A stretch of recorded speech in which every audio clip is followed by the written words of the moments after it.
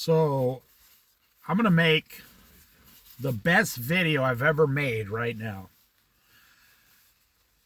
Now, I'm not being conceited and I'm not bragging. This is the subject, the one video everybody in the world needs to listen to.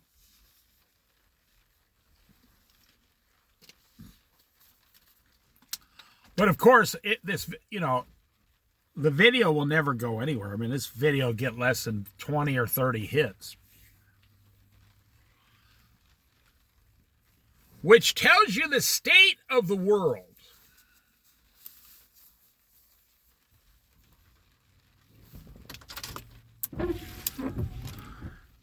The state that the world is currently in.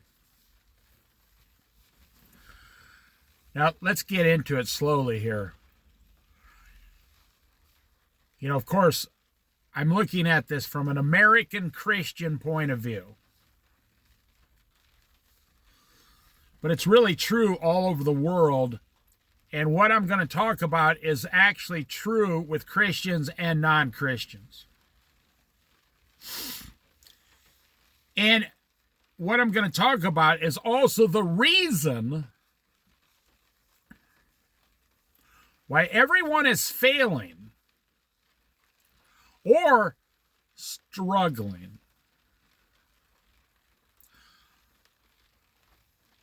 Or really struggling. You have to go to therapy. You're on a monthly prescription medication that is a lifetime prescription. You ask the doctor, when can I stop taking this? He says, never. You'll always have this problem.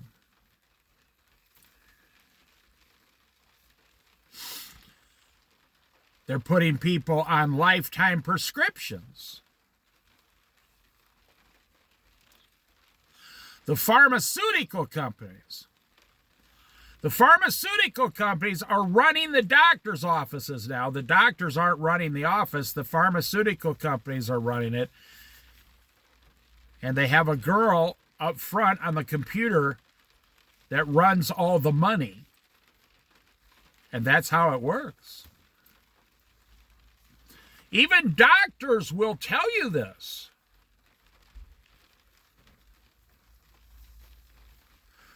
The last doctor I went to for a checkup, nice guy, real nice guy. I had to drive out of town to see him. He was 45 minutes behind schedule. He had 15 minutes with me. He had to skip lunch because he was behind.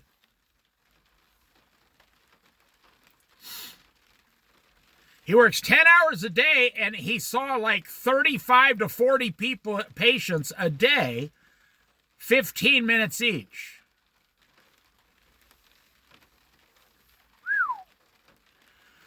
That's not a doctor. That's a money printing machine. Now, he wasn't the owner. He worked for a group of doctors. And honestly, they're in a big, huge building, right? Worth millions of dollars, the building itself. They have to generate millions of dollars a year to pay for all this stuff. Now, let's back way down now, and let's get into it slowly here. And I'm looking at this from a biblical perspective. Not really a financial perspective, a biblical perspective.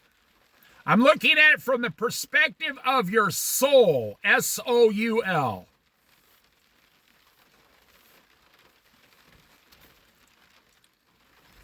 So what did you have for breakfast this morning? Let's start there. Let's say you had a piece of toast. You see, well, let me tell you first what we're talking about. When you want something, it doesn't matter what it is. That thing takes you away from God, away from your family, away from your own spiritual needs, away from your goals and desires, and it immediately begins to destroy you.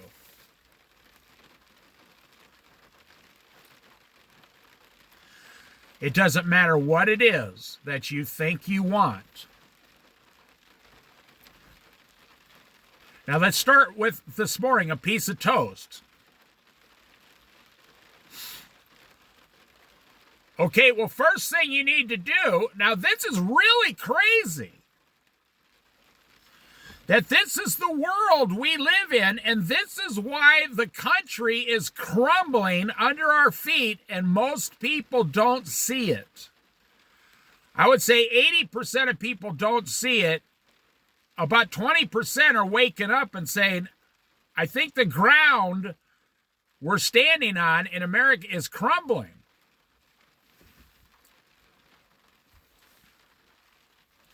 I'm speaking metaphorically, spiritually. So you want a piece of toast. Okay, well now you need to go to the store and buy a loaf of bread. $5.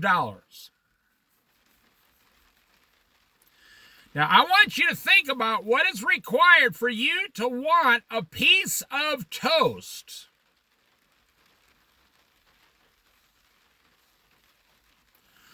One single piece of toast, one single slice of bread.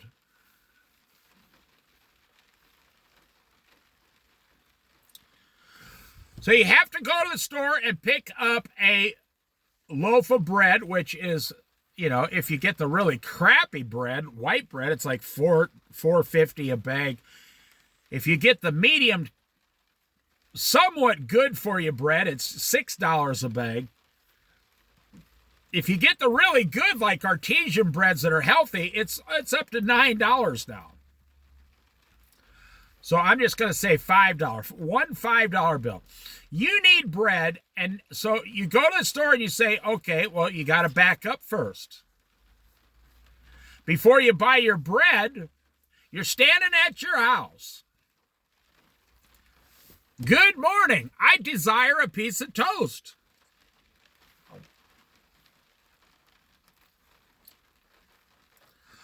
Well, you got to then you got to get in your car.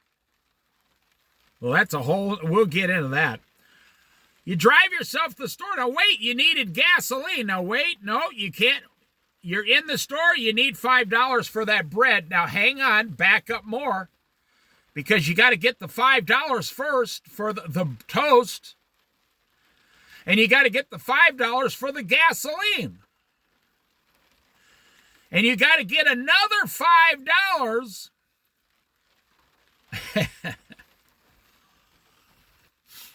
You got to get another $5 for, the repairs and the tires and the belts and the hoses and the oil changes on your car. The maintenance on your car costs at least $5 a week. No, I'm sorry. $5 a day, $1,500 a year. $5 a day. Do you realize every single day you desire a car and it just sits in the driveway? It costs you a minimum of $10 a day, whether you drive it or not, plus whatever your payments are. Plus whatever your payments are. Okay, so you're at the store and you take your loaf. Now, I'm going to be kind of funny. You take your loaf of bread up to the register and they ding, and they go, that'll be $5. You go, no, I don't have any money. They say, well, you got to come back when you have money, sir. I don't know. Maybe you're from another planet and you don't understand that. So, okay, they put the bread back on the shelf. Now you have to go get a job that'll pay you $5 for the toast and $5 for the gas. Have you ever gone to an interview and they say, So everything looks good. Let me ask you, why did you apply at a job here? And you say, because I need money to buy toast. You've probably never said that to the person. I said that in interviews before. They said, why are you applying here? I said, for money. One guy looked at me and says, for money. He said, I've never heard anybody just come out and say it before. I said, well, you're the owner. Why are you here? And the owner said, for the money. You're right. I'm trying to make a lot of money so I can retire. I said, well, why should I lie to you? I'm going to do a great job. I'll enjoy coming to work, but if you don't pay me, I'm not going to keep coming here. And the guy laughed and hired me on the spot. Why are you applying at this job? For money. I'm an American. I want stuff. I want lots and lots of stuff. Okay, so now you got your job, you got your car, you went to work, Now, that doesn't mean because you have a job, it doesn't mean you have enough for toast. Because you have to pay your house payment, your car payment, your credit card payments, your student loan payment. Maybe you have a personal loan at the credit union payment. And whatever is left over, you got to pay all your taxes, your union dues, your health insurance premiums. Whatever is left over. Oh, they take money out for your 401k because they told you when you're 60 years old, you're going to like having a 401k, they said.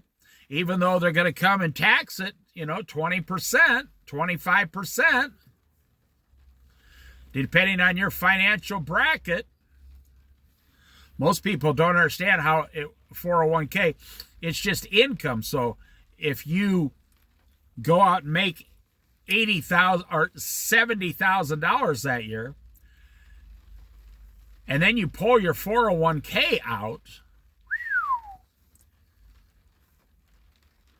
you jump up to, a lot of people running this, they jump up to once in their lifetime. Like if they pull a couple $100,000 out of a 401k, now they made almost $300,000, and they normally pay 22% federal tax. Well, guess what? Now they got to pay like 37% on all that 401k money. You just lost 30% of your 401k. All your gains, you just lost 30%. So the only other option is they force you to take out, after a certain age, 20% a year. So the best thing to do is wait until you're fully, completely done working, and wait until January 1st the next year, and then pull your 401k out. And then you'll have a much lower tax bracket. Especially if you only take out 20% a year, then you'll save like 8% or something. So you want toast, okay, you went to work 40 hours, you got an extra $5, you go back home, you went to the store, you got the bread, you got the toast. You got a whole loaf of bread, 20 slices of bread in a loaf. So now you got 20 pieces of toast. Now you're a happy man. Now I'm making the example. Every time you want something, you immediately begin to destroy yourself. And I used, now you really don't want toast. What do people want? They want avocado on their toast. They want an avocado. The young generation wants avocado toast, living in a van down by the river, eating avocado toast. Making videos about their avocado toast. Telling you that their life is so much better living down by the river in a van because they have avocado toast. So now every morning they make toast, they need a $3 or a $2.50 avocado. And most of these people, these young people, they don't understand. When you're living in a van down by the river, you think, I can live on $400 a month. And they go down there and it costs $2,500 a month to live outside. It costs more to live outside than it does to live inside. Especially when the police start knocking on your window in the middle of the night. You can't park here. You can't park here. You got to go to a campground for $35, $45 a night. See, every time you want something, okay, you got your toast. So now what you want in my generation, you need a jar of strawberry jelly or jam. Well, there's $5. Do you realize to get toast, you need $5 for the loaf of bread, $5 for the jam, $3 for the avocado, $5 to for the gas to go to work.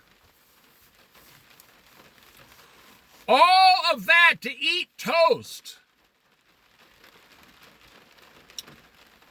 You know, I saw an old lady recently walking for exercise, and she's like 80-some years old. Whatever the sum is, I don't know, but she's over 80 years old. Nice, short, fragile little lady.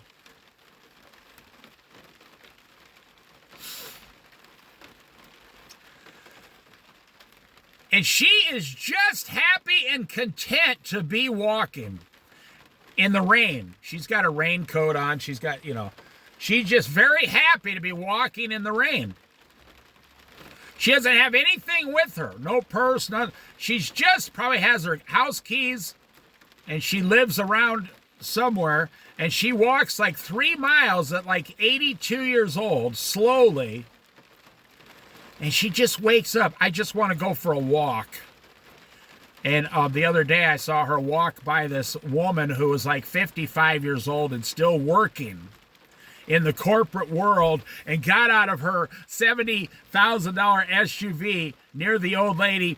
And she gets out and she's got a bag full of all this office supplies, and it's raining on them. And she's all like, this lady, this kind of overweight, you know, lady very close to retirement in like 6, 7, 8, 9 years. She's trying to just go 100 miles an hour to get all this stuff done. And she walks by the little old lady, you know, and the little old lady stops and looks at her and says, "Good morning," which forced the 58-year-old lady was forced to stop in the rain and talk to the little old lady. The little old lady standing there soaking, pouring down rain, but she's got a nice jacket on. She's got a nice rain hat on. She's doing just fine. And she doesn't have anything. And the other lady is standing there, no raincoat, trying to run in this office. Everything's getting soaked that she's carried in. And she's trying to carry in a box of donuts for the employees. And the little old lady, the power of a little old lady, the widow, that the Lord loves the widows and the orphans. She says, "Good morning." And the other younger lady had to stop and say, "Hello." And the little old lady says to her, "It sure is raining, huh?" Like it wasn't obvious. The other lady's getting soaked. She doesn't even have a hat on. She tells that little old lady, "It sure is. I gotta go. Bye." And runs in as fast as she could. And the little old lady stops, watches her run into the office and smiles, turns around and starts walking like almost a shuffle walk, real slow down the street. You see, that's the difference, you see. Who knows, that little old lady probably went as fast as she could for 40 years. Every single person I've ever met in my life wants something.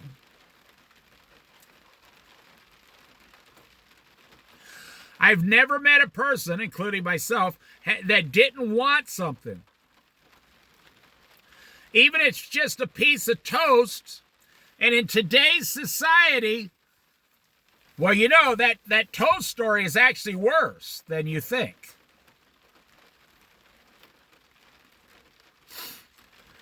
Because I forgot about the toaster. You can't have toast without a toaster or a toaster oven.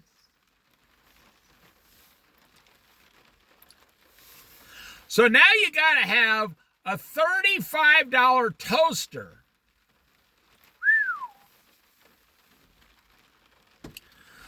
So now you need to go back to work for a week, another week, just to get a toaster. Now, what's the reality? If this is what it takes, and I'm not exaggerating, every one of you that listening to this video, you know very well this is what it takes to get toast. It doesn't grow on trees. I mean, you know. If this is the reality, now I want you to hold on and listen carefully. If this is the reality of getting toast, what's the reality of you owning a $400,000 house? That you've been lying to yourself about for 20 years. Oh, it's an investment. Oh, I'm going to make a lot of money. Oh, my house is worth a lot. Oh, I didn't pay anything near that. Oh, no, we're doing great. You're lying to yourself. If you really look at the economics of what it takes, this is if I went to college, which I never did. If I'd have went to college, I'd have wrote my thesis on the economics of getting a piece of toast in America. I would have got an A+ and I would have won a Pulitzer Prize. And they would have gave me $1 million. And then I could have quit college and retired immediately. And then I could have had as much toast as I wanted. And then I would have won the Nobel Peace Prize. Another $1 million. But seriously, if that's the reality in America to get a piece of toast, well, how do people in other countries get toast? Well, I'll tell you, they live with their parents. They're adults, they're working, especially in Japan, these Oriental countries. The elderly people live with them. And they give the elderly couple $10, you know, you go down and buy our groceries. And the lady and her husband go down to the market, and they don't buy toast, they buy grain. 100% authentic grain and flour. Probably not even flour. They get the grain and they go home and grind it. They make their own flour. It's totally enriched with all the vitamins and minerals and nutrients and micronutrients and the fiber. And that little old lady who is your mother or your grandmother, who in their culture you live together because of the economics, you come home to a house every night full of the smell of baking bread in the oven. Or like over in Italy, the old lady, the grandmother, she is there making like that 8-hour spaghetti sauce for just a few dollars.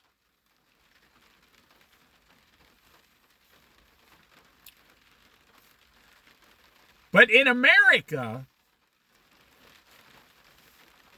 $5 for the toast, $5 for the jelly, $5 for the gas, $5 for the the upkeep on your car, 25% for taxes, state tax, federal tax, local tax, property tax. Now you're up to 35% taxes on everything you touch. To get some, and you need a toaster. Now, oh yeah, I forgot, you need electricity. You need electricity.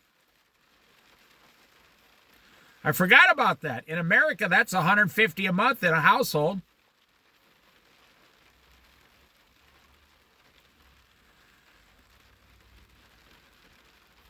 That's another, that's another $5 a day to run the electricity in your house and your toaster. Hey, without electricity, your toast don't get toasted. Your toast don't not get toasted without electricity. Without a toaster, you can't have toast. Without a car, you're not going to work. Without gas, your car's not going anywhere. Without an oil change, your car's not going to go.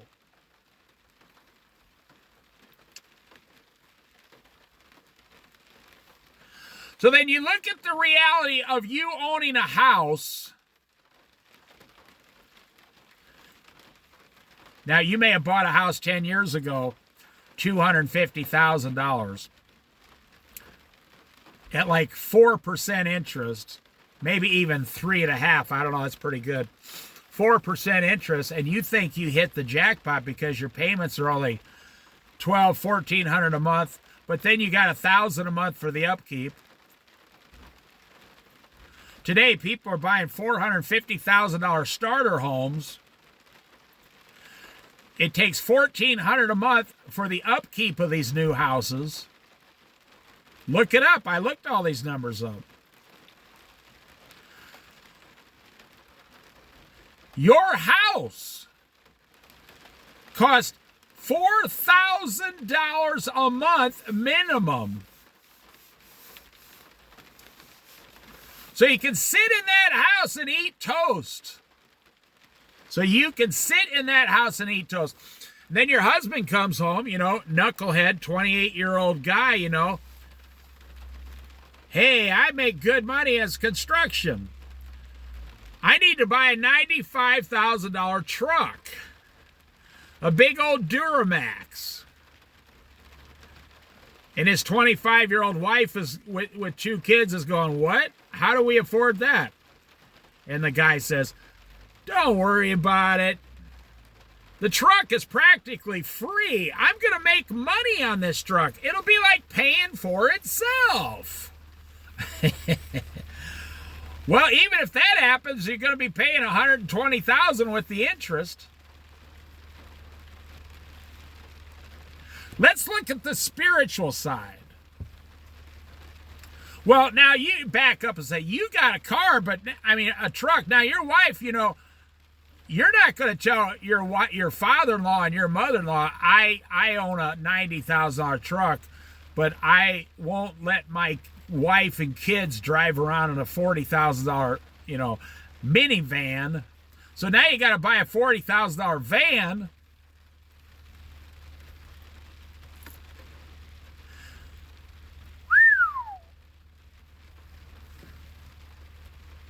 Payments $700 a month. Your truck payments are $1,200 a month for 84 months.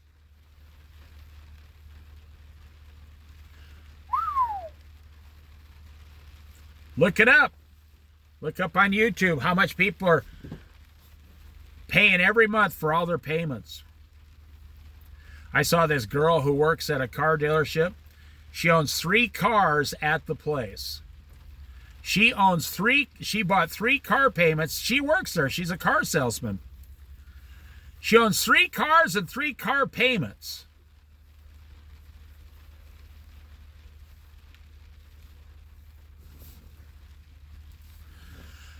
And one is like $800, one is $700, and one is $1,200. That's her payments, and she makes like $100,000 a year selling cars. Well, this was about 2 years ago. Now, anybody, I just saw a video of some car salesman. The guy said, "I haven't sold a new car in 6 weeks." This was just this year, 2025. He said, he said, "We're waiting for tax season." The guy actually said, "I might have to go get a real job for like minimum wage."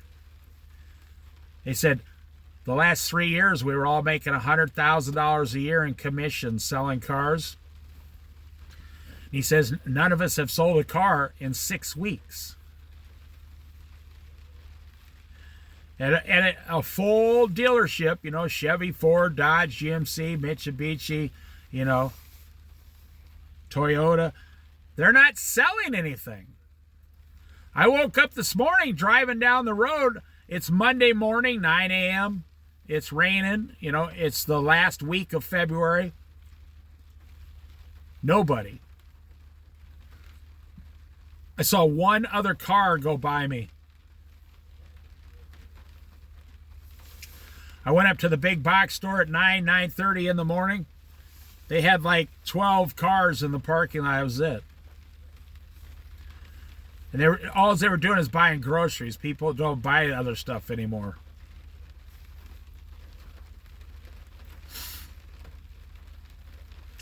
So let's finish this up. Let's talk about the spiritual side.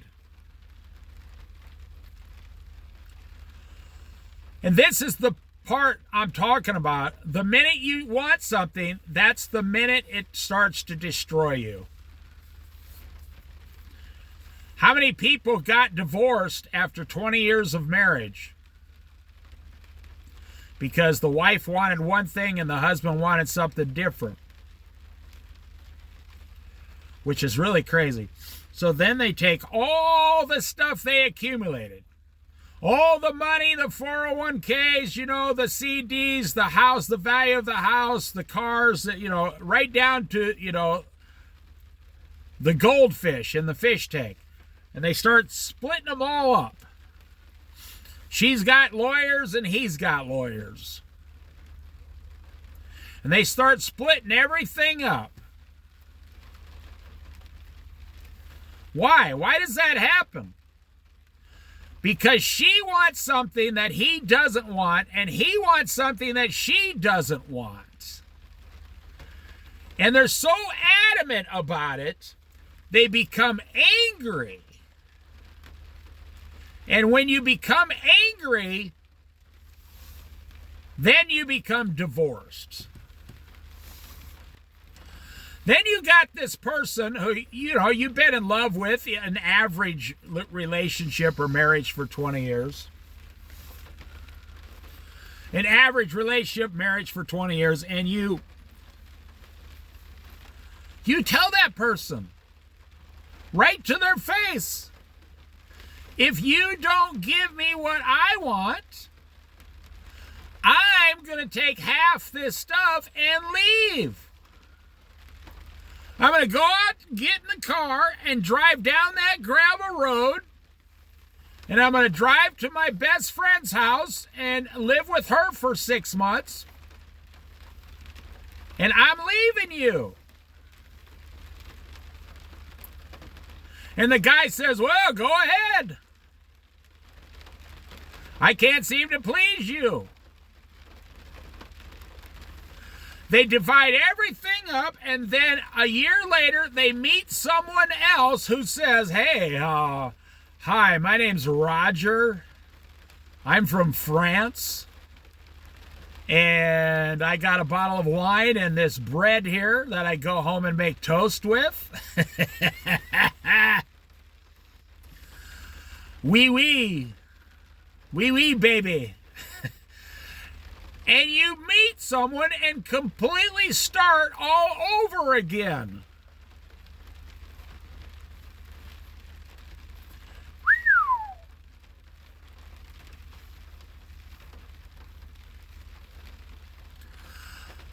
Now, I'm 63 and a half years old. I know people my age and older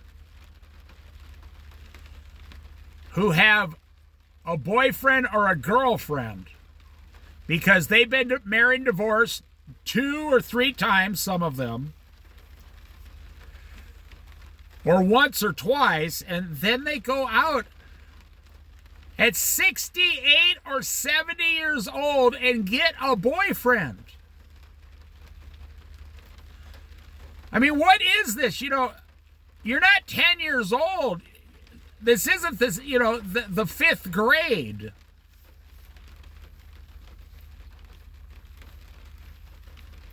The reason they keep doing that is because they want something.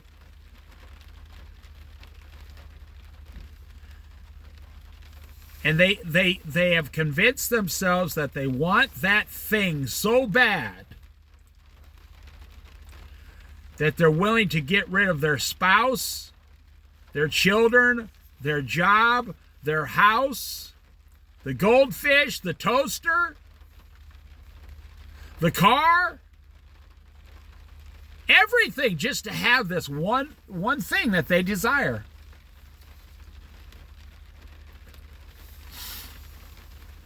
And you might say, well, it's not that, you know, it's usually building up, building up, building up. Well, whatever it is, I can make the case that you don't both want the same thing. You're not both madly in love with wanting the same thing. If you wanted the same thing, you would still be together.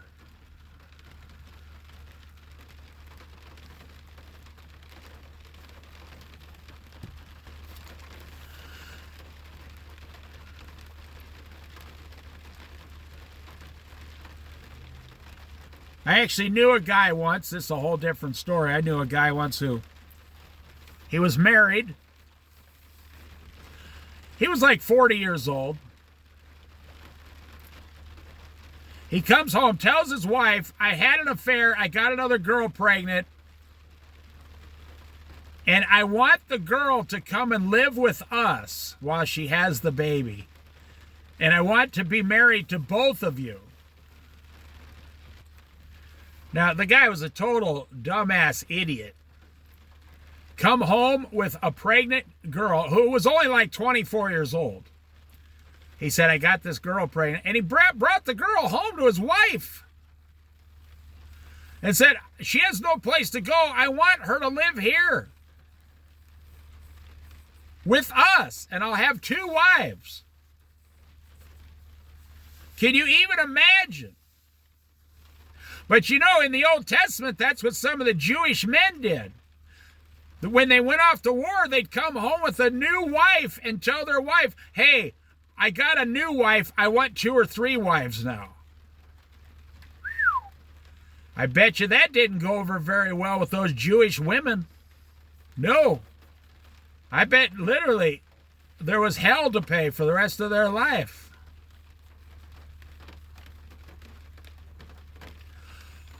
So this woman I knew that her husband did that, she said, oh, okay, no problem. She can move in and I'm moving out. I'll be gone in 2 hours. Just let me grab some stuff. And she was the breadwinner. And he was like, no. Now, wait a minute. You don't want to leave? And she realized her husband of like 20 years was out of his mind with this new girl. I mean, kind of like King David in the Old Testament when he went and had an affair with the woman and got her pregnant. The guy goes out of his mind, usually over the sex. But that's all temporary, you see.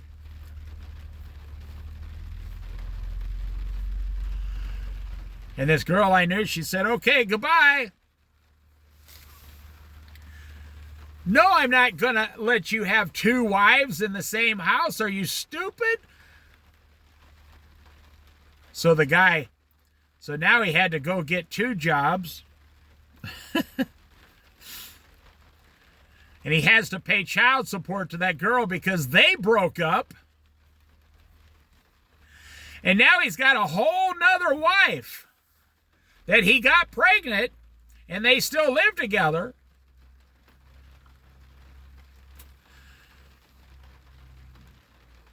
So he lost his first wife, who was a great wife, and she made a lot of money. She was very loyal, very cute, very nice. He lost the second girl that he's got to pay 18 years of child support on now. So now when he goes to work at his two jobs, every paycheck is minus 25% for child support. And now he's got a third woman who he's married to who got pregnant. Now he's paying for the other kid.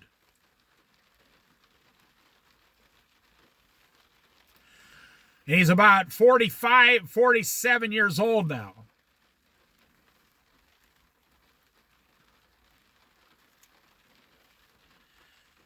He's going to be like 66 years old when his latest child graduates from high school. This guy, now listen very carefully to what I'm telling you. I'm not talking about someone else. I'm talking about whoever is listening. When you want something,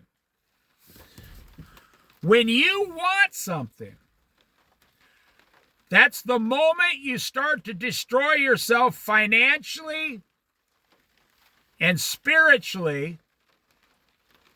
And then the mental destruction comes in.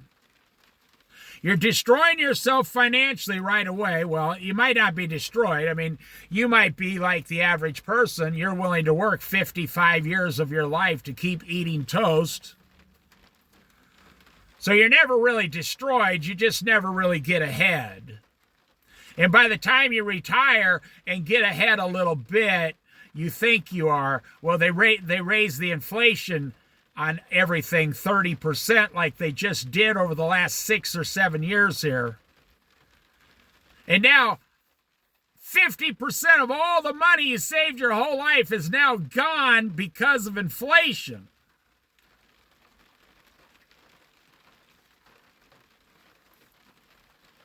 I've never met a person with money that did not tell me, I should have retired 10 years sooner.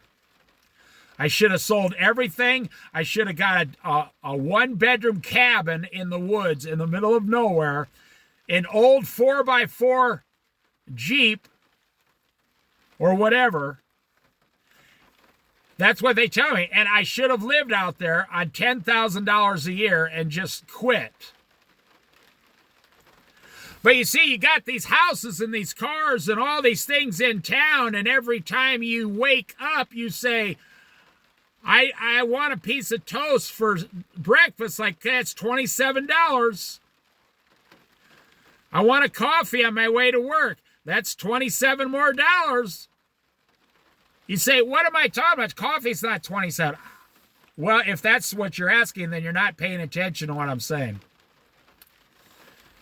It's the coffee, then the gas, then the $5 a day for repairs on your car, then the electricity at your house, then your house payment and all this stuff so you can have that coffee.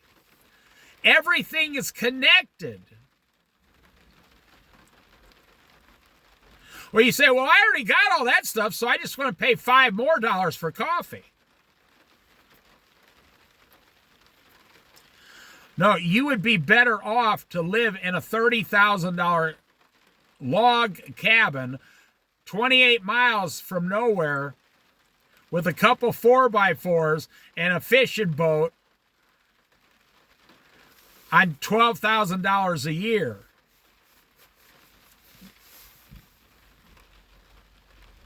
Well, let me wrap this up. So, every time you want something, you financially start to go backwards. I think we can all agree on that.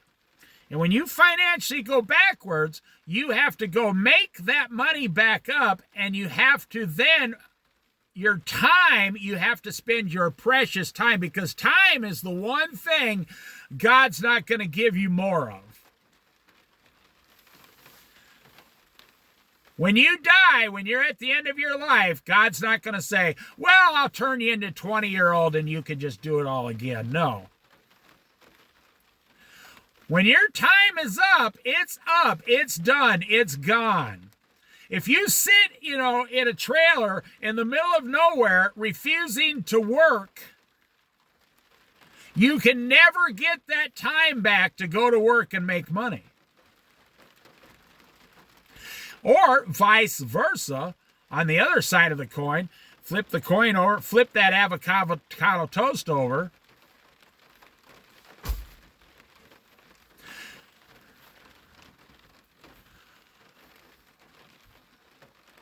If you choose to spend 30 or 40 or 45 years of your life paying for a house,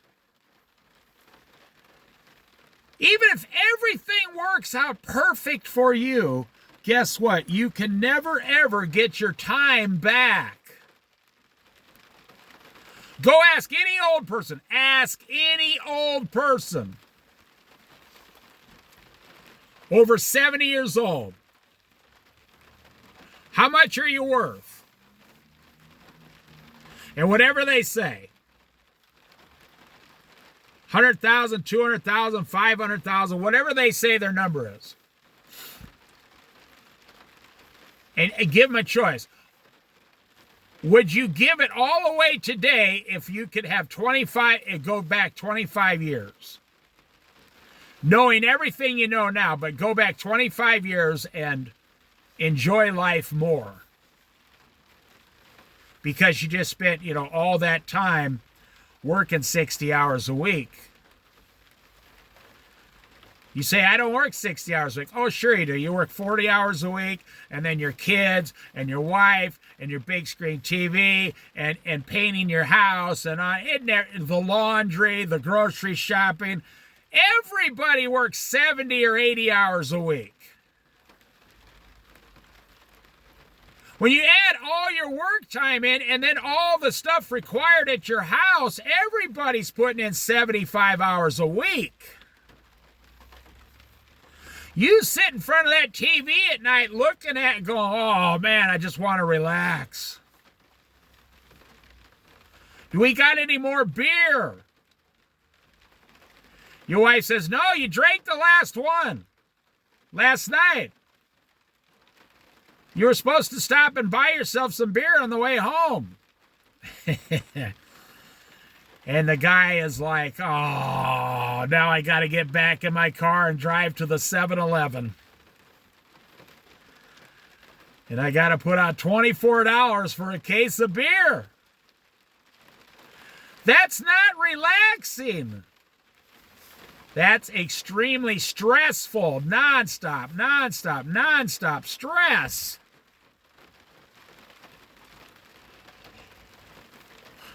Well, every time you want something, you financially go backwards for a short time.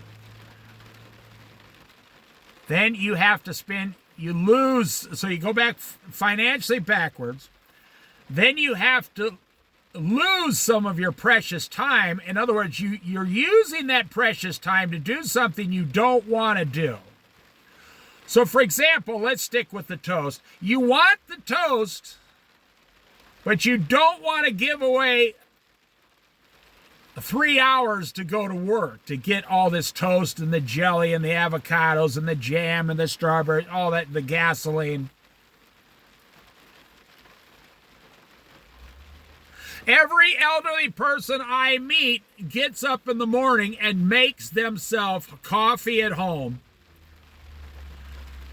makes a simple lunch and a snack for dinner, and they're done. Because they don't go to work, and they probably go walking. Some of them go bike riding.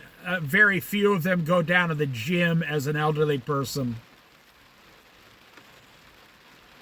They'll read a good book. Some of them read the Bible.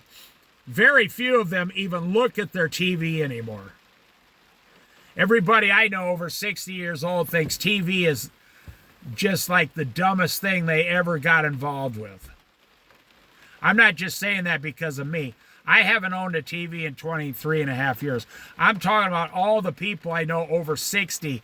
They think, man, TV, that was a waste of time. They don't get rid of their TV. It just sits there. They don't even turn it on. Or some of them that I know, they give it to their kids. They say, why don't you take the TV over to your house?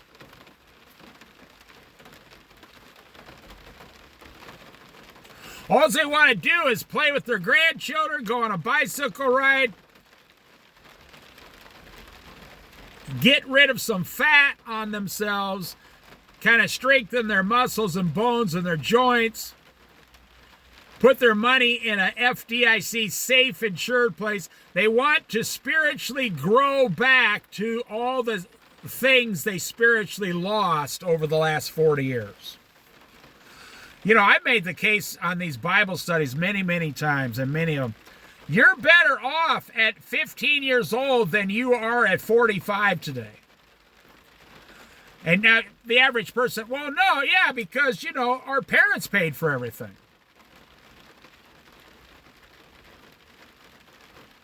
No, that's not it. It's because you don't own anything and you don't want anything. You say, my 15-year-old kids want stuff all the time. Well, not really.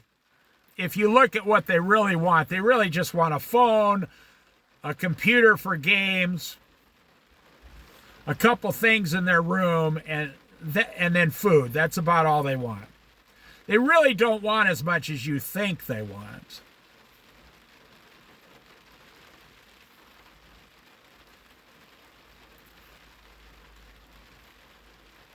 You're better off at 15, 14 years old because you don't want anything. But at 44, oh my gosh, you want to pay off your house. You don't know if you should work a second job. You want to become debt free. You want all your debt to go away. You want to build your retirement up as much as you can. While you want to exercise, while you want your wife to lose weight, you want to do all this stuff. You want to raise your kids. You want to send your kids to college. You want to pay off your cars and get a new car or trade in your car. You want to downsize. You want to get rid of your storage unit downtown. Some people have 2 or 3 storage units. I know a guy who has 2 storage units. He pays $500 a month for 2 large storage units. He has so much junk, the stuff inside the storage units is not worth $500 a month. It's junk. But he doesn't have time to take care of it. Because he's a guy who makes like $150,000 a year. He's always at work, construction, doing someone's kitchen or remodeling their bathroom or their basement. The guy is working 6 days a week. He's too successful for his own good. See, I know people who make over $150,000 a year, and I'm not joking, they save about $5,000 a year. And I know people who make $30,000 or $40,000 a year, and they save $20,000 a year. I know a married couple. They both work part-time. They each make $20,000 a year, like 30 hours a week, and they live on $20,000 a year in an apartment with 1 child, and they save $20,000 a year.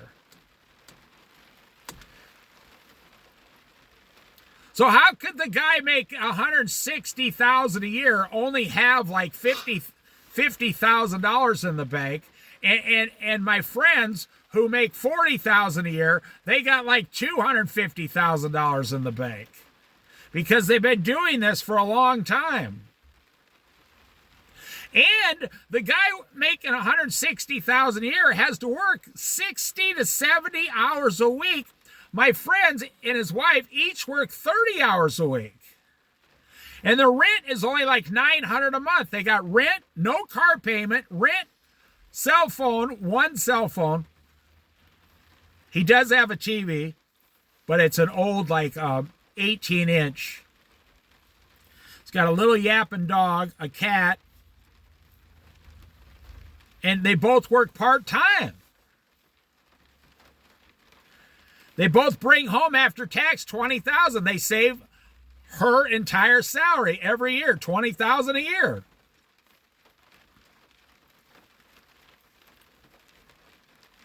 Well, I think I'll end the video there because it's been about an hour. The moral of this lesson is every time you want something, even if it's just a piece of toast, all the way up to a water bed, a new bed, you want to order stuff on Amazon all day, all the way up to your car payments, all the way up to your house, a new house.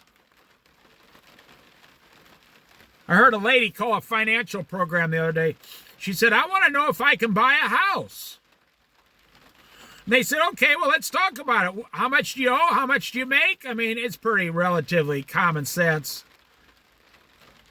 She said, well, we owe $150,000 in student loans and debt and credit card debt and automobiles. They said, well, how much do you make? He said, me and my husband make $100,000 a year. They said, well, let's cut to the chase. No, you can't buy a house. She said, well, we have a house now that we got like 3.5% or 4% interest. It's half paid off. We were going to sell this and move up to a bigger house. And the person on the,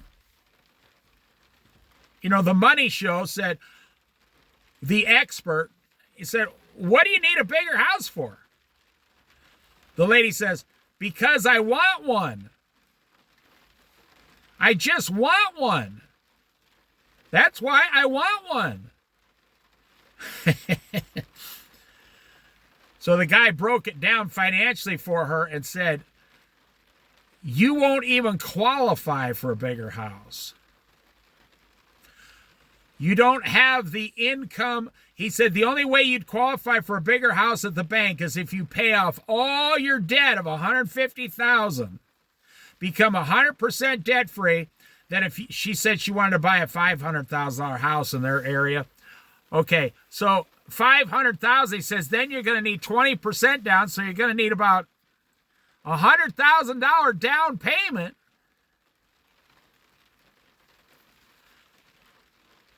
He said, if you want to go through all of that, then you can afford a bigger house in like 5 years. And then you'll start the whole process over, getting bigger house payments. And he said, now she only made like $30,000. Her husband made $70,000. He said, what if your husband loses his job? This woman didn't think about any of those things. She only had one thing in mind. I want something. Whether it's a house or a cup of tea, whether it's a house or a piece of toast, I want something.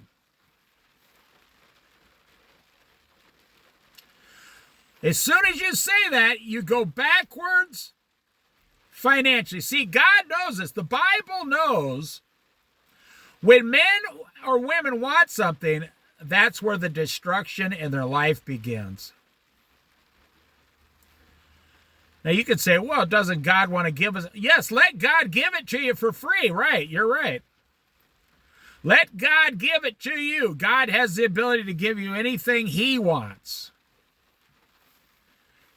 I've never once met a Christian that told me, God gave me a free $500,000 house. Not unless, the church, some rare thing where the people were disabled or something with the children and the church bought them a house with, disability ramps on it and everything. No, that's a whole different story. I've never met a Christian that said, God, I woke up this morning and someone knocked on my door and God gave me a free house. You say, well, you need a place to live. Yeah, you can live in a 2-bedroom apartment just fine for $1,000 a month anywhere in America.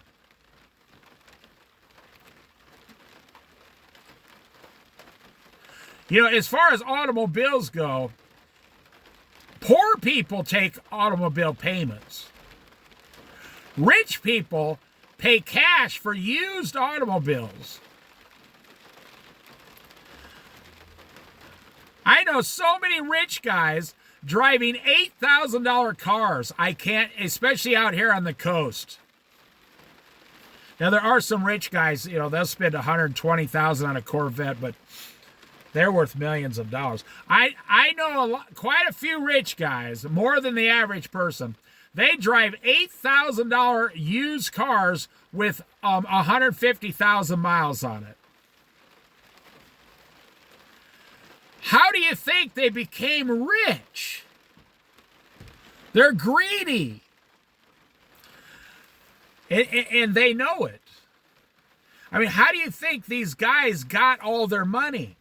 They didn't get all that money by giving it to someone else. I mean, a truly rich guy who started from nothing, who becomes a millionaire, would never, ever give, like, an automobile dealership a lot of money. They never would do it. They would never even consider it. They might do it if it's a specialty car that they want, that after they're rich, they'll pay cash for it, like $80,000 Porsche or something like that. Only poor people go down and get automobile payments for $700 a month or $900 a month or $1,200 a month. And then that makes you even more poor. A rich person buys a $6,000 car for cash, drives it for 4 years, and then puts $1,000 a month into a really high-earning, like, mutual fund of $12,000 a year for 4 years. So that's $50,000. And if the mutual fund, you know, kicks in, they probably got $90,000. Then they can buy any car they want. But a poor person says, I'm going to go down and apply for this car loan. I'm going to put my $6,000 down on a $60,000 car. And I'm going to, you know, after interest and everything, I'm going to owe like $800 a month for 6 or 7 years. Rich people don't do that. Did you hear what they're doing in San Francisco now? And they're starting to, they've already been doing it for 2 or 3 years. And now, because it made national news, they're going to go around and start enforcing the parking rules, so they can't do it.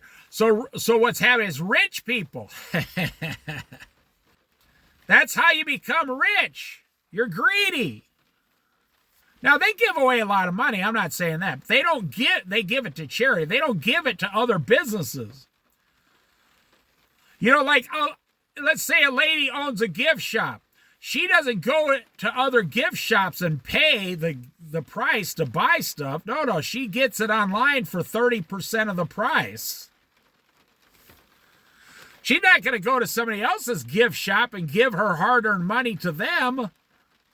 That's not how you become rich.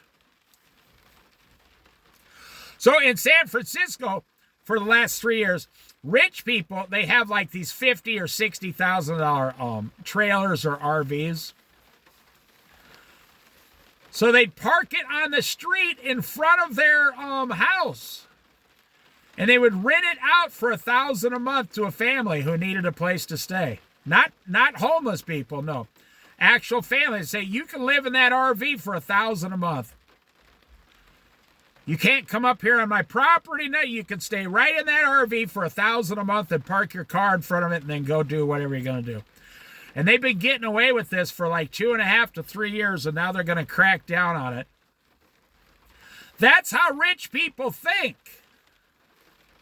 Rich people say, hey, I got this big trailer in the backyard. Let's put it in the front yard and make $1,000 a month.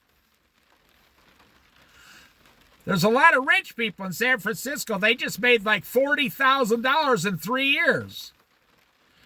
And then the city will come along and say, you can't do this. They go, oh, okay. And they tell the family, oh, you're evicted. It's not my fault. It's the city. And then they take their trailer, put it in the back, have an RV detail guy clean it up for $500, and they made $40,000. That's how rich people think. Rich people don't get car payments. No. Rich people say, I have $6,000. I'm going to buy a used car. A person like me, I am not rich. I say, I have $6,000. I'm going to buy 2 used vans for $3,000 each. Is what I would do today. Now, the last vehicle I bought cost me $1,500, and I just paid cash. And I've had it for 3.5 years, and it's cost me $3,000, $1,000 a year for maintenance. So I got like $4,500 into this, and I've had it almost 4 years. Pretty good, huh? $1,000 a year, $1,100 a year, $1,200 a year. That's one car payment for your truck out there. So I would take $6,000 and I would just go down to a big town like Portland and buy 2 cars. Walk into the guy and say, I need your best $2,000-$3,000 cars, and I'm paying cash. And he'd say, oh, that's these 2 right here. You just give them $6,000 cash, and now you own 2 cars that are going to last like 6 years. And then you just do the maintenance on them when they need the maintenance. I think I'll end it right there. When you want something, that's the beginning of your destruction. Even if it's a piece of toast all the way up to a new house. You, in America, American Christians, you are creating all your own problems in this world. And they usually start financially, but they end up spiritually and mentally, and then once you get that bad off, it starts physically destroying you. I know what I'm talking about. I studied this stuff my whole life. I'm a people watcher. I've been watching people. I worked in restaurants for 25 years. I know exactly how people get very wealthy and prosper, and I know how people become very poor and destroy themselves. I've seen it on every level across the board.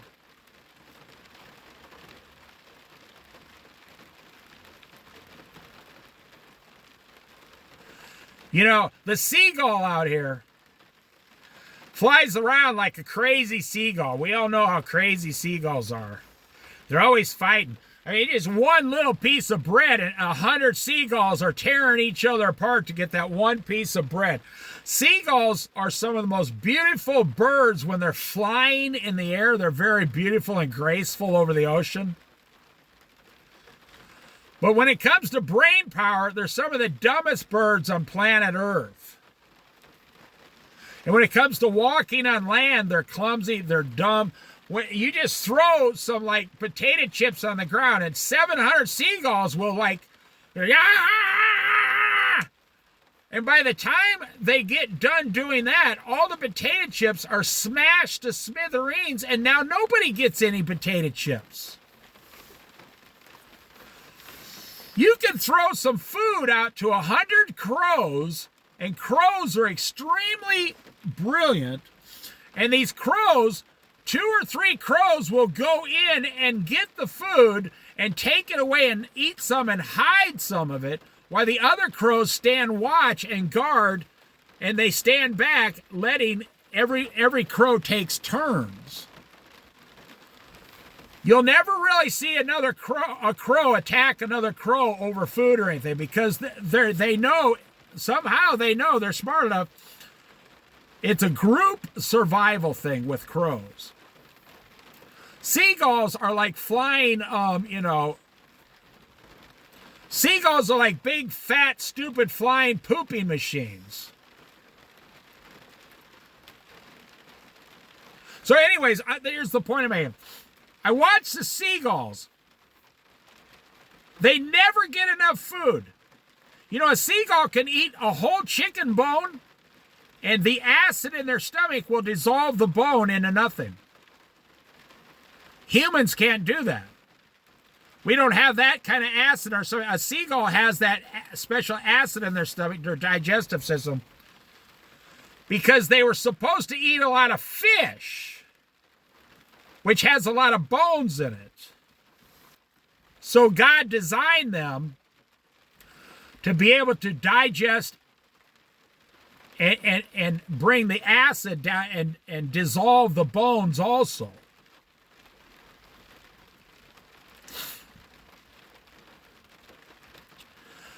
So you have three different kinds of seagulls. There's actually seagulls and gulls. Most people don't know this. When you see a seagull on land, you say, well, there's a seagull. That's not actually a seagull. You can look it up. A seagull never goes to land. It always stays out in water. A gull, G-U-L-L, is a land bird on the ocean and the land, the sand. That's a gull. And the third kind is you have the in-town, what we call the in-town seagulls. Just the real stupid. They just literally, they've stopped looking for food. They just stare at the humans waiting to be fed. And then when some tourist comes along and says, oh, look at the pretty little seagulls. And they throw out a piece of bread and 900 seagulls attack each other. Okay, well, here's the point I'm making. So then they have a bird here called the blue heron crane. Not the white great egret. No, the blue heron crane. See, the seagull spends 100% of its energy all day only getting about 50% of its required food. Just a crazy bird, but the blue heron crane will go to a small part of the water and stand there for 15 minutes and not move an inch, and just stare at the water. And the blue heron crane's legs look like sticks. So if you're a frog or a small fish or whatever, and you're in the water and you see these legs of the blue heron crane, they look like sticks, and tiny little fish always look for places to go next to so they can hide from the bigger fish. So the blue heron crane puts its two stick feet in the water and stands there and doesn't move, and it looks like a shadow. And when the fish comes, the blue heron has the long beak, and boom! It's literally like lightning. It's like, boom! It shoots that beak in the water and out of the water so fast, and it gets food, just like that. Then it will very slowly, using no energy, move down a little bit, set the trap again until some small fish comes along. Now, I mean like 2 or 3 inch fish. Now, these blue heron cranes are very intelligent. When I was driving in the southern Oregon coast a while, well, it was this year, just a few weeks ago. You see, blue heron cranes, they know where the food is. So if they're hungry and they're tired of eating fish and they want a bigger meal, they'll go after frogs. So they know the frogs live near little ponds and in the ditches with the tall grass. And they can hear the frog, you know. And they will go and fly into that grass and kind of like stand there and hide themselves for like 20 minutes until they locate where that frog is. And eventually the frog comes right up to them And boom, just like that, lightning, boom. Now they got like a whole day's worth of food just on one frog.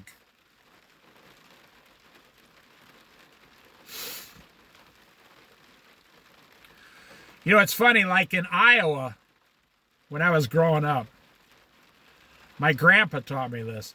We catch more fish with corn. Corn. You go down and, not corn on the cob. No, you go down and buy a can of corn, the big kerneled corn. And you put about 8 of those bright yellowed corn on a hook on the, and it goes perfect. You don't even need night crawlers or nothing. You just put about 6 or 8 of those corn things on a hook with a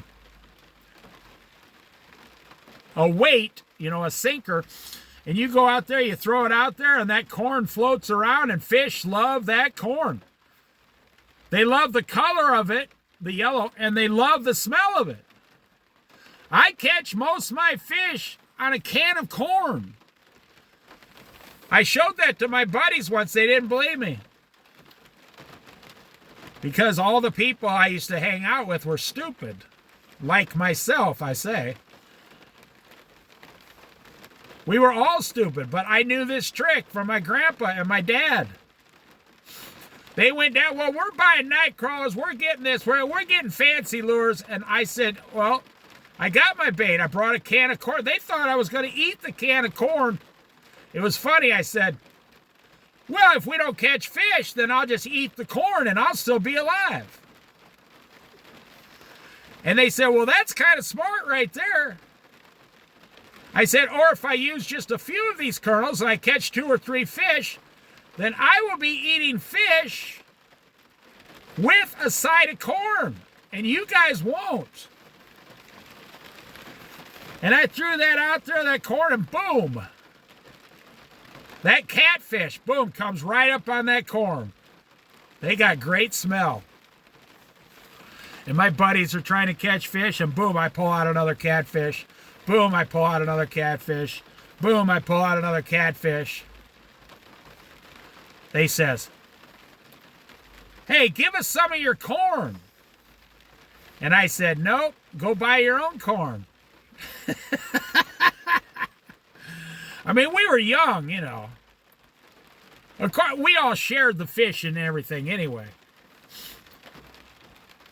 But like the blue heron crane, what are you in life? Even the eagle uses very little energy. It mostly floats.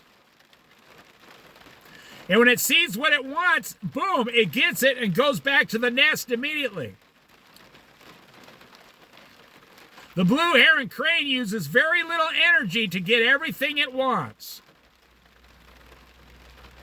If you ever seen a blue heron crane, if you haven't, look it up on Google. Look up flying blue heron crane. Oh, they're beautiful. And the sound of a blue heron crane, like, when they don't like you being in their area. I mean, the great egret, the white great egret is very beautiful too, but the blue heron crane is kind of the wise bird, very wise. I've never seen a crow mess with a blue heron crane.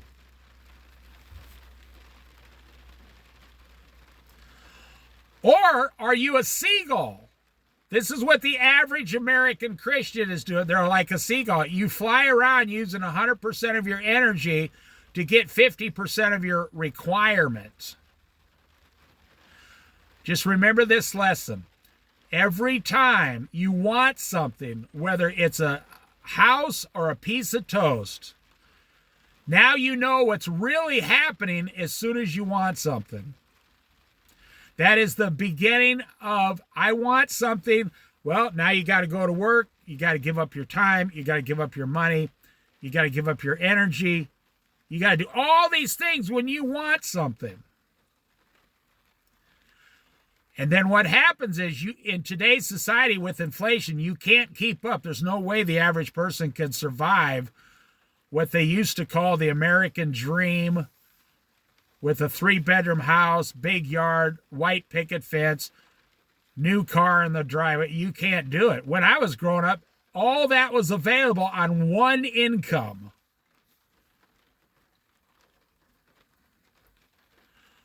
Today, it requires 2 to 3 incomes just to survive the payments of what I described.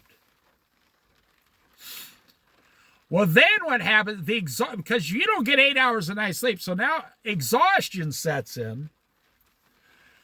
And if you're becoming exhausted, well, now you're physically breaking down, and now you're mentally breaking down.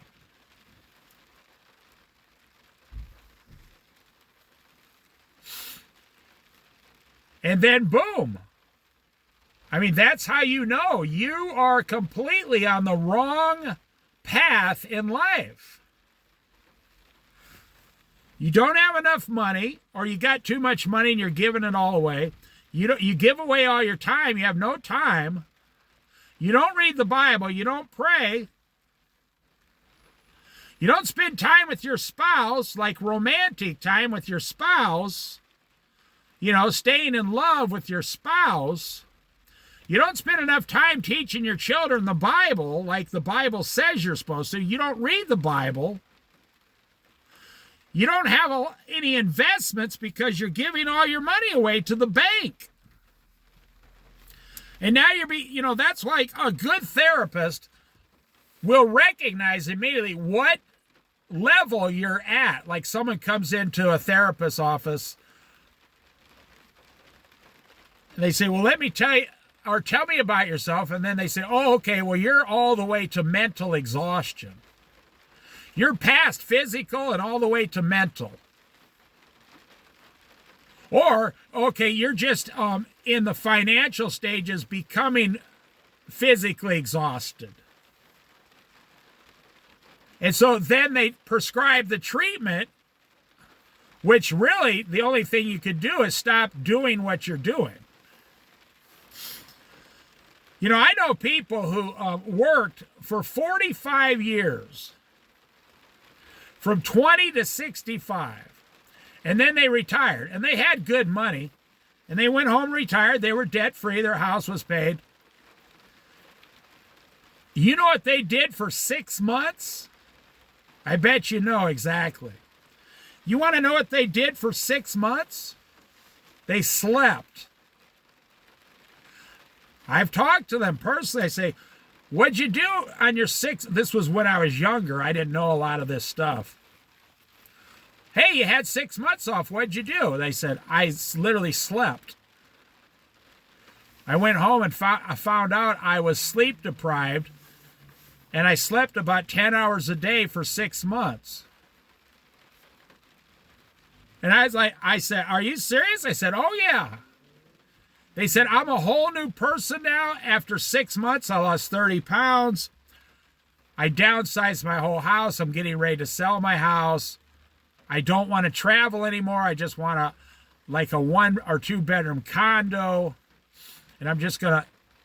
They didn't realize the bad situation they were actually in while they were working that 45 years. That's why today I'm not blaming young people. Young people can't understand. We are telling young people, when you get out of college, we want you to work 40 years as hard as you can to pay off this house and these cars and the student loans and get a 401k so we can overtax it and over-inflation it. And then when you're 65, you can sit there and be a real person again. And the younger generation is literally saying, I don't want any of it. And that's why they're all going and living in a van down by the river. And they're trying something else. They don't want it. Now, I predicted this before. I think young people are going to start communes again like the hippies of the late 1960s. I think they're all going to become like Gilligan's Island, that kind of guy. Before he was, most people don't realize this, before he was Gilligan on Gilligan's Island, he was Dobie Gillis. You got to be real old to understand what I'm saying now. He was Dobie Gillis. Go look up Dobie Gillis. He was a beatnik hippie. Before he played Gilligan, he played a beatnik hippie, Dobie Gillis. With bongos. And he was like, hey, man, what it is. It was a very short-run series on TV, but I'm old enough. I used to watch Dobie Gillis, the crazy, lazy hippie. But here's the thing. He was happy. Dobie Gillis was happy. And then in the 1980 came corporate America. And that's when unhappiness and misery started to set into the American family, and they raised the price of everything. And now it was a requirement. Every family was required to have 2 incomes to survive. Up until the late 70s, I know I lived it, you could have 1 income and still own a house and a car and everything. But when me and my wife got out of school, in 1980, it was now required to have 2 incomes. See, in the 1968 or 72, a house was $100,000. No. A house was about $70,000. In 1980, a house was $150,000. 12 years ago, in 2013 or 12, a house was $250,000.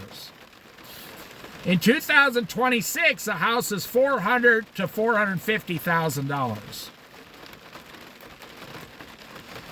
So my parents only required 1 income to buy the whole house. Me and my wife, if we would have bought a house, would require 2 incomes.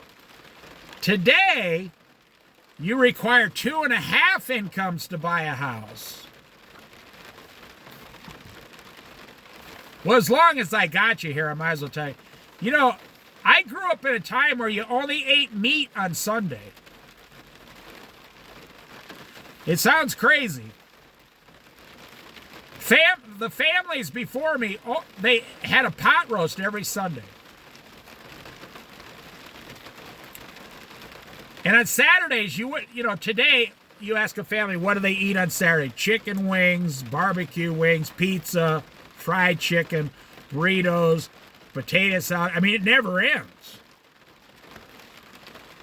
I remember families when I was growing up, on Saturday it would be like the no food day. Like you would put out, literally, I'm not joking, like peanut butter and jelly sandwiches, and people just hung out and had fun on Saturday because there was no school, no work. On Sunday, your mom had come home after church and put a pot roast in the oven at 240 degrees. And by dinner, you had a small pot roast, potatoes, carrots, onions, and maybe some homemade bread. We even had homemade canned, jarred jellies. You know, they didn't sell honey that much in the stores back then. A lot of people had to buy their honey from guys who had honey bees. I'm telling you how America used to be. Today we eat meat 7 days a week. Today we eat like it's Thanksgiving every day. They say the average 30-year-old office working woman is gained 30 to 40 pounds because of their lattes. After 3 or 4 years or 5 years, those lattes have 400 extra calories of cream in it every day. And there are women who are drinking 400 to 800 calories of cream a day for 4 years, and they gain 50 pounds. just off their coffee, the lattes. You know, well, their parents and their grandparents drank black coffee, see? Black coffee is very healthy, but coffee with sugar and cream and stuff, and I mean, they put, chocolate and candy bars and pretzels in some of these coffee. I mean, they're trying to turn the coffee into like a disco party or something. I don't know. I'm going to go to the store one day and say, I'd like a coffee, and it'll have a little silver spinning ball on the top with a set of lights, and it'll be $14. And my coffee beans will jump up and start dancing like John Travolta.